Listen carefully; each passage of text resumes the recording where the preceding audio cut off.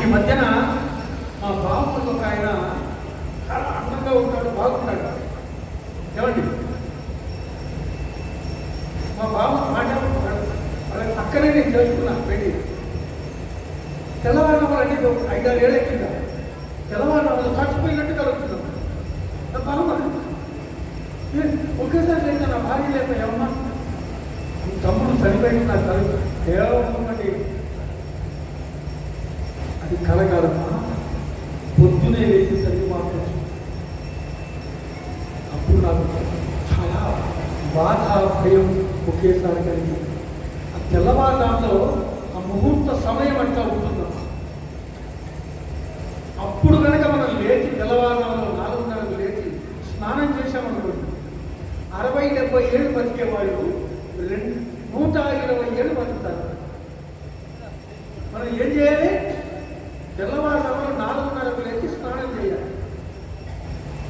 అప్పుడు సూర్యకిరణ ప్రభావం నీళ్ళ మీద ఉండి మన ఆరోగ్యం బాగుంటుందమ్మా. ఆరోగ్యం భాస్కరాదిత్యేదని మనకు శాస్త్రం. మనకు ఆరోగ్యం సూర్యుడి కిరణాల ద్వారా వస్తుంది. ఆ 4:30 స్నానం చేస్తే మనం ఆరోగ్యంగా ఉంటాం. నాకెప్పుడో ఒక ఆయన 45 సంవత్సరాల కింద చెప్పాడమ్మా, నువ్వు తెల్లవారులు స్నానం చేయి, నేను వేరు చేయవలసిన పని లేదు, 120 ఏళ్ళు బతుకుతావు అని చెప్పాడు. అప్పటి నుంచమ్మా 45 ఏళ్ళు కాబట్టి రోజు తెల్లవారులు 4:30 లేచి స్నానం చేస్తున్నాను. చేస్తుంటే ఇప్పుడు నాకు అందరూ అంటున్నారు నాకు 74 సంవత్సరాలకు, నాకు 74 ఏళ్ళు వచ్చాయంటే ఎవరు నమ్మట్లేదు. అంటే నాకు నమ్మకం వచ్చింది, నేను బతుకుతానేమో 120. ఎందుకంటే నేను అన్నమయ్య చరిత్రను ప్రపంచవ్యాప్తంగా చెప్పుకున్నాను. ఒక యజ్ఞంలాగా, ఒక యజ్ఞం 45 సంవత్సరాల కింద ప్రారంభం చేసిన ఈ యజ్ఞం అన్నమయ్య 32,000 పాటలు రాశాడు కదా. నేను 32,000 హరికథలు ఎందుకు చెప్పకూడదని అమెరికా లాంటి దేశాలు కూడా 2 సార్లు వెళ్ళి చెప్పొచ్చానమ్మా. ఇప్పటికీ ప్రపంచమంతా ఎంతమంది వాళ్ళండి గొప్ప విషయం అని తెలుసుకున్నారు కదా.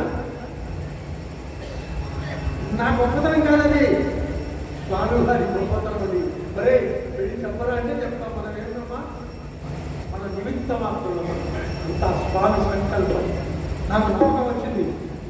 ఇప్పటి వరకు అన్నమయ్య చరిత్రని ప్రపంచవ్యాప్తంగా 2,992 ప్రదర్శనలు ఇచ్చానమ్మా. ఇది మన బోసి గ్రామంలో 2,993వ ప్రదర్శన ఇస్తున్నారు.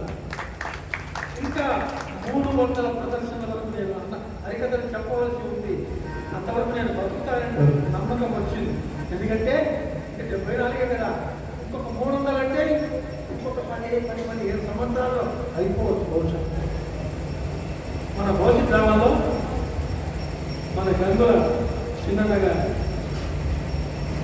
ఉత్తరం కూడా ఎందుకంటే